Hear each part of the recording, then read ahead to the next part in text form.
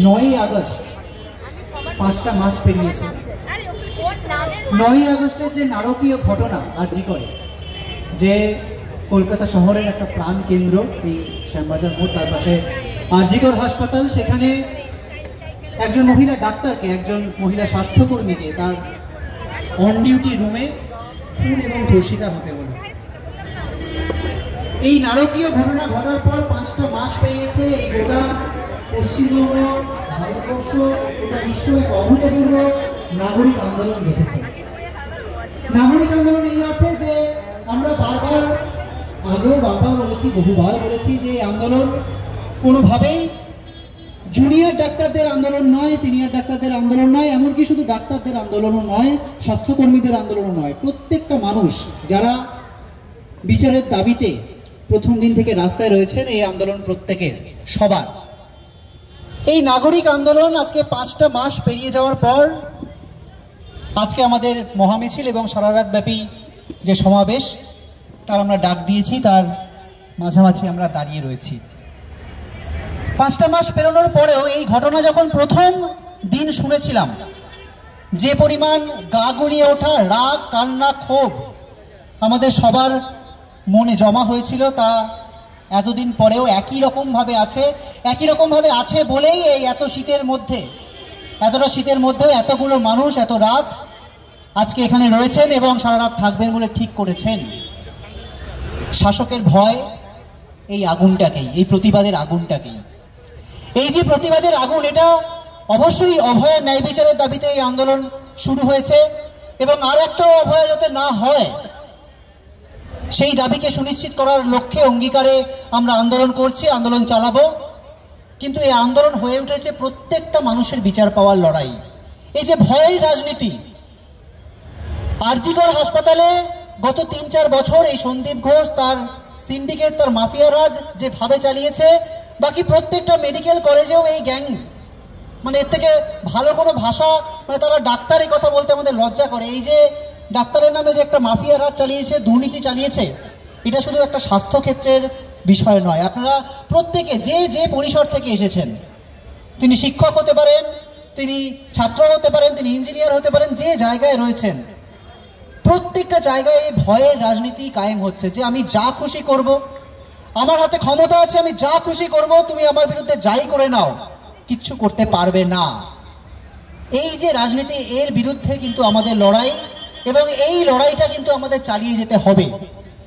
এই লড়াই যদি না চালাতে পারি আমরা শাসকের যে রক্তচক্ষু, তাকে উপেক্ষা করার যে সাহস, এই সাহস কিন্তু শুধু আমরা দেখাইনি। অনেকে এসে বলেন যে তোমরা পথ দেখিয়েছো, আমরা পথ দেখাইনি, পথ দেখিয়েছেন প্রত্যেকটা মানুষ। যারা সেই বাঁকুড়া, সেই স্কুলের কথা মনে পড়ছে, একজন স্কুল ছাত্রী, সে সেখানে দাঁড়িয়ে প্রতিবাদ করেছিল। মনে আছে আমাদের অনশন মঞ্চে বর্ধমান থেকে শুধু যে হুইল চেয়ারে করে যে দিদা এসেছিলেন, দূর দূরান্ত থেকে প্রত্যেকটা মানুষ, বাচ্চা থেকে বুড়ো প্রত্যেকটা মানুষ এই যে রক্তচক্ষু উপেক্ষা করার সাহস দেখাচ্ছেন এবং দেখাচ্ছেন কোনো সমস্ত দল মত নির্বিশেষে সবার ঊর্ধ্বে উঠে। শুধু ক্ষমতা দখলের সমীকরণ দিয়ে নয়, এই যে প্রতিষ্ঠিত রাজনৈতিক দলগুলো যে কোনো আন্দোলন দেখলেই যাদের মনে হয় যে ক্ষমতা দখলই একমাত্র উপায়, একমাত্র উদ্দেশ্য, সেখান থেকে দূরে সরে আমরা ন্যায় বিচারের যে লড়াই, সেই লড়াইটাকে যে এত শক্তভাবে এতদিন ধরে চালাতে পারছি, তার জোর এখানে বসে থাকা প্রত্যেকটা মানুষ এবং এখানে বসে থাকা এর বাইরেও অগণিত নাম না জানা মানুষ। আমরা জানি যে শিয়ালদা কোর্টে, আপনারা সকলেই এতক্ষণে জেনে গিয়েছেন যারা মিডিয়া দেখছেন, যে শিয়ালদা কোর্টে যে ট্রায়াল চলছিল, 18 তারিখ ঘোষণা হয়েছে যে আগামী 18 তারিখ তার শাস্তি ঘোষণা হবে। কার বিরুদ্ধে শাস্তি ঘোষণা হবে আমরা সবাই জানি। যে সিবিআই যে প্রাথমিক চার্জশিট দিয়েছিল, সেই প্রাথমিক চার্জশিটে সঞ্জয় রায় ছাড়া আর কারোর নাম নেই, তাকে ছাড়া আর কারোর বিরুদ্ধে চার্জশিট দেওয়া হয়নি, ফলত তারই শাস্তি দেওয়া হবে, তারই শাস্তির বিধান হবে।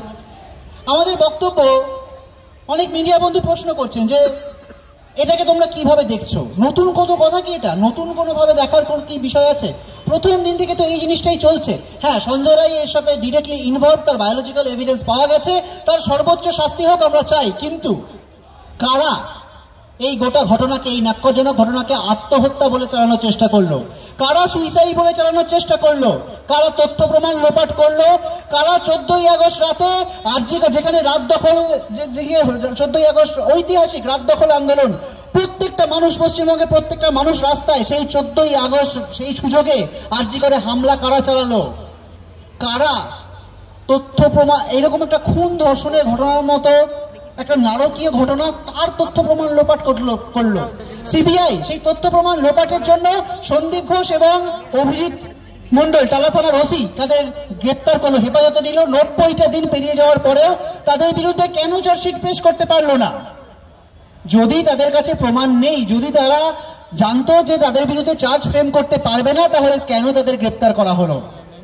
এই প্রশ্নগুলোর উত্তর কি?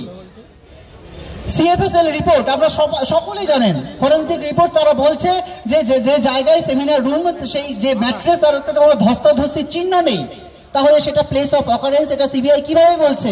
ডিএনএ রিপোর্টে যে মিশ্র ডিএনএর উপস্থিতির কথা বলা হচ্ছে, সেটা কোথা থেকে আসছে? তাহলে সঞ্জয় রায়ের ফাঁসি হোক, সর্বোচ্চ শাস্তি হোক, আমাদের কিছু যায় আসে না, হ্যাঁ পাওয়াই উচিত, কিন্তু বাকিরা কেন ছাড় পাবে? যারা এই ঘটনার প্ল্যান করলো, লোকানোর চেষ্টা করলো, কারা কারা এই ঘটনার সাথে যুক্ত, মোটিভ কি, এটা প্রকাশ্যে না আসলে বিচার কিভাবে পাবে? আমাদের সহকর্মী কিভাবে বিচার পাবে? অভয়া কিভাবে বিচার পাবে? আমরা কিভাবে বিচার পাবো? অভয়ার মা বাবা কিভাবে বিচার পাবে? সেই বিচার ছিনিয়ে আনার জন্যই কিন্তু আমাদের লড়াই। এই বিচার ছিনিয়ে আনার লড়াই আমাদের থাকতে হবে। আমরা আস্থা, দেখুন, হতাশা সবার মধ্যে আসছে যে কোথায় যাব, কোন দিকে যাব। কলকাতা পুলিশ তদন্ত করলো, তাতে আমরা ভরসা করতে পারলাম না, সিবিআই তদন্তের ভার নিল। প্রশ্ন আছে, তোমরাই তো বলেছিলে যে সিবিআই তদন্ত করুক, এখন তোমরা বলছো যে সিবিআইতে খুশি নয়। আরে বাবা, যে কলকাতা পুলিশের একটা থানার ওসি নিজে তথ্য প্রমাণ লোপাটের মতো একটা জঘন্য ঘটনায় সিবিআই হেফাজতে গেল, তাকে কিভাবে আমরা বিশ্বাস করবো? সেই জন্যই আমরা চাইছিলাম যে সর্বোচ্চ কোনো একটা নিরপেক্ষ একটা তদন্ত হোক। আজকে সিবিআই এর যে ভূমিকা, তা অত্যন্ত নক্কারজনক। সিবিআই যেটা করছে, তাহলে দুটো তার মানে হয় সিবিআই অকর্মণ্য, দেশের সর্বোচ্চ তদন্তকারী সংস্থা সে অকর্মণ্য, অপদার্থ, অথবা সেটাই দাঁড়ায় যেটা আমাদের মনে সন্দেহ, যে ওপরে ওপরে যেহেতু প্রভাবশালী যোগ আছে, যেহেতু এই সন্দীপ ঘোষ আমরা জানি সে কতটা প্রভাবশালী। এই ঘটনার পর সে যখন পদত্যাগ করেছিল, তখন স্বাস্থ্য ভবন থেকে কয়েক ঘন্টার নোটিশে তাকে ন্যাশনাল মেডিকেল কলেজের প্রিন্সিপাল করে পাঠানো হয়েছিল। তার পেছনে কতটা প্রভাবশালী একটা চক্র রয়েছে আমরা সবাই জানি। তাহলে কি প্রভাবশালী যে যোগ থাকবে সেজন্য আমাদের সহকর্মী বিচার পাবে না? সিবিআই আজকে যে ঘটনা ঘটাচ্ছে, এই প্রভাবশালীরা যুক্ত আছে বলে কি ওপরে ওপরে কোনো খেলা চলছে, কোনো সেটিং হচ্ছে? এই প্রশ্নটা সোচ্চারে করতে হবে। আমরা দেখুন, আমরা যখনই যেন কোনো কথা বলছি সেটিং দত্ত বলছে তোমরা তো রাজনৈতিক কথা বলছো। আরে বাবা, রাজনৈতিক কথা আবার কি? আমরা সাধারণ মানুষ, আমরা সোজা কথা বুঝি। আমরা বিচার পেতে যেখানে যাব সেখানে সঠিক বিচার পাওয়া যাবে। যাদের কাছে বিচার চাইছি তারা একদিন বলছে যে বৃহত্তর ষড়যন্ত্র আছে, তারা সুপ্রিম কোর্টে গিয়ে বলছে যে বৃহত্তর ষড়যন্ত্র রয়েছে, এভিডেন্স ট্যাম্পারিং হয়েছে, ক্রাইম সিন অল্টার্ড হয়েছে। সুপ্রিম কোর্টের জাজ বলছেন গত 30 বছরে আমরা এরকম নক্কারজনক ঘটনা পুলিশের দিক থেকে দেখিনি। তাহলে সেগুলো কোথায় গেল? আর্থিক দুর্নীতি দেখুন, অন্য জায়গায় আর্থিক দুর্নীতি আর স্বাস্থ্য ক্ষেত্রে যে আর্থিক দুর্নীতি, এই দুটোর মধ্যে কিন্তু তফাৎটা বুঝতে হবে। স্বাস্থ্য ক্ষেত্রে যদি দুর্নীতি হবে, জাল ওষুধের চক্র যদি চলে, দালাল চক্র যদি চলে, তাতে কারা কারা ক্ষতিগ্রস্ত হবে? সাধারণ মানুষ। এই সরকারি হাসপাতালগুলোতে যে লাখ লাখ পশ্চিমবঙ্গের প্রত্যেকটা মানুষ যারা প্রত্যেকটা প্রান্ত থেকে চিকিৎসা নিতে আসেন, তারা ক্ষতিগ্রস্ত হবেন। সেই রকম একটা দুর্নীতির ঘটনায় যখন সন্দীপ ঘোষ, আশিস পান্ডের মতো তৃণমূল ছাত্র পরিষদের ছাত্র নেতা, তারা যখন গ্রেপ্তার হচ্ছে, রাজ্য প্রশাসন তাদের কোনো এনওসি দিচ্ছে না, তাহলে রাজ্য প্রশাসন কাদের পক্ষে? সরকারকে সিদ্ধান্ত নিতে হবে তারা কার পক্ষে, অভয়ের পক্ষে নাকি এই ধর্ষকদের পক্ষে, নাকি এই এই সিন্ডিকেট রাজের পক্ষে, স্বাস্থ্য দুর্নীতির পক্ষে। আমাদের যে লড়াই ছিল, সেই লড়াইয়ে আমরা বারবার বলেছি, এই যে সিকিউরিটির প্রশ্ন, স্বাস্থ্যকর্মীদের নিরাপত্তার প্রশ্ন, আমরা বারবার বলেছি যে জনস্বাস্থ্যের উন্নতি না ঘটলে, একটা হাসপাতালে একজন স্বাস্থ্যকর্মী কখন সব থেকে খারাপ অবস্থায় পড়েন জানেন? আমরা তো প্রত্যেক দিন ট্রিট করি রোগীদের। একজন রোগী যখন 10টা জায়গায় ঘুরে এসে চিকিৎসা না পেয়ে হন্যে হয়ে আমাদের কাছে আসে, আমরা শেষ চেষ্টা করে তাকে বাঁচাতে পারি না, তখন সেইখানে পড়ে থাকা সেই জুনিয়র ডাক্তার বা নার্স হোক বা যে গ্রুপ ডি স্টাফ রয়েছে, তারা তাদের ক্ষোভের মুখে পড়ে, তাদের ক্ষোভটা সংযত। তাই আমরা বলেছিলাম যে একটা সেন্ট্রাল রেফারেল সিস্টেম হোক, যাতে একটা ফোন কলের মাধ্যমে প্রত্যেকটা রোগী একটা প্রপার রেফারেল জায়গায় যেতে পারেন, একটা হাসপাতালে ঢুকলে যাতে একটা বেড মনিটরিং সিস্টেম থাকে যে এই বিভাগে এতগুলো বেড খালি আছে। কি বলা হলো যে সব তো হয়ে গেছে। আপনারা জানেন সেটা হয়েছে কিনা? আপনারা প্রত্যেকে জানেন, যারা একটা সরকারি হাসপাতালে যান তারা দেখতে পাবেন যে কিচ্ছু হয়নি, যে এই বোর্ডগুলো অর্ধেক করেছে সেই বোর্ডগুলোর এলইডি খারাপ হয়ে গিয়েছে এবং সেগুলো কালো হয়ে পড়ে রয়েছে। যে সিআরএস সিস্টেমের কথা বলা হচ্ছে, আপনার এই দুদিন আগে মুখ্যমন্ত্রী নিজে প্রেস কনফারেন্সে স্বাস্থ্য সচিবকে ধমকাচ্ছেন যে কোথায় রেফার তো কমছে না। তো কিভাবে কমবে? আমাদের কথা, আমরা যারা প্রত্যেকে ন্যায় বিচারের দাবিতে রয়েছে এবং প্রত্যেকে গ্রাউন্ডে থেকে কাজ করছি স্বাস্থ্যকর্মীরা, তারা যে দাবিগুলো জানাচ্ছি সেই দাবিগুলো যদি না মানা হয়, সেই দাবিগুলো করলেই যদি বলে দেওয়া হয় যে না বাবা তোমরা তো মিথ্যে কথা বলছো, তোমরা নাটক করছো, তাহলে এরকমই হবে। তো সেই জায়গা থেকে এই দাবিগুলোকে কিন্তু আমাদের ছিনিয়ে আনতে হবে। কারণ এই লড়াইটা ঠিক যেমন অভয়ের ন্যায় বিচারের লড়াই, ঠিক তেমনি আর একটা অভয়া যাতে না হয় তা সুনিশ্চিত করার লড়াই, পশ্চিমবঙ্গের স্বাস্থ্য ব্যবস্থার উন্নতির জন্য লড়াই, দুর্নীতির বিরুদ্ধে লড়াই এবং স্বাস্থ্য ব্যবস্থার সর্বাঙ্গীন উন্নতি না সম্ভব হলে আমরা মনে করি না কয়েকটা সিসিটিভি দিয়ে, কয়েকটা রেস্টরুম দিয়ে কোনো নিরাপত্তার প্রশ্ন সুনিশ্চিত হবে। আমরা বলেছিলাম ভয়ের রাজনীতির বিরুদ্ধে আমাদের লড়াই। সেই ভয়ের রাজনীতির আমরা বলেছিলাম আমাদের জায়গা থেকে আমরা আমাদের কথা বলেছিলাম। এই যে এত এত মানুষ এই আন্দোলনে সামিল হলেন, কেন হলেন? কারণ তারা প্রত্যেক দিন এই ভয়ের রাজনীতির সম্মুখীন হন এবং যেটা এখনো চলমান। আমরা জানি গতকাল আমাদের সিনিয়র ডাক্তারদের একটি সংগঠনের একটি কনভেনশন ছিল রোটারি সদনে। নবান্ন থেকে পুলিশ দিয়ে তাদের চাপ দেওয়া হলো যেখানে অভয়ের নামে কোনো প্রোগ্রাম করা যাবে না। অভয়ের যে প্রতিকৃতি, যে অবয়ব, যে প্রতীকী অবয়ব, তাকে ঢেকে সেই প্রোগ্রাম করতে হলো। যে শিক্ষক শিক্ষিকারা আমাদের পাশে দাঁড়িয়েছিলেন, আমরা খবর পাচ্ছি তাদেরকে নানাভাবে হেনস্থা করা হচ্ছে। যে শিল্পী বন্ধুরা প্রথম দিন থেকে আমাদের সাথে পায়ে পা মিলাচ্ছেন, বলা হচ্ছে তাদের কাজ দেওয়া বন্ধ করে দেওয়া হবে, তাদের বয়কট করা হবে। এগুলো ভয়ের রাজনীতি নয়। প্রত্যেকটা মানুষ যারা একদম গ্রাম থেকে এখানে এসেছিলেন, পাড়ার ক্লাব থেকে তাদের ধমকানো হচ্ছে, শহরের যে সোসাইটি সেখান থেকে তাকে ধমকানো হচ্ছে। এইগুলো ভয়ের রাজনীতি নয়। এই ভয়ের রাজনীতির বিরুদ্ধেই কিন্তু আমাদের লড়াই। যখন আমরা বলছি যে অভয়ার ভয় নাই, রাজপথ ছাড়ি নাই, এই কথা শুধু আমরা অভয়াকে বলছি না, আমরা বলছি আমাদের নিজেদের প্রত্যেকে। এই আন্দোলন শুধু অভয়ার আন্দোলন নয়, এই আন্দোলন আমাদের প্রত্যেকের লড়াই, প্রত্যেকে বেঁচে থাকার লড়াই। এই আন্দোলন থামালে আজকে একটা অভয়া মরেছে, একজন অভয়া মরেছে, আমাদের মধ্যে থেকেও দ্বিতীয় অভয়া হতে বেশি সময় লাগবে না, যদি আমরা এর বিরুদ্ধে রুখে দাঁড়িয়ে থাকতে না পারি, মাটি কামড়ে না থাকতে পারি। অনেকে বলছেন যে কি হলো এত আন্দোলন করে, এত তো আন্দোলন করলে, এত অভিযান অনশন এত কিছু করলে কি পেলে? তোমাদের দাবি কি মানা হলো? কতটা পাওয়া হলো? আমরা বলি যে একটা লড়াই যখন করা হয় তখন চাওয়া পাওয়ার হিসেব নিয়ে লড়াই হয় না, যে আমাদের 10টার মধ্যে 1টা না 1.5টা না 7.5টা দাবি পূরণ হচ্ছে, সেটাই আন্দোলনের উদ্দেশ্য নয়। আমরা যখন রাস্তায় দাঁড়িয়ে আছি, আমরা এই কথা এই জন্যই দাঁড়িয়ে রয়েছি যে আমাদের শেষ রক্তবিন্দু অবধি আমাদের যতটুকু সাধ্য, যতটুকু শক্তি, সবটুকু দিয়ে আমরা লড়াই করেছি।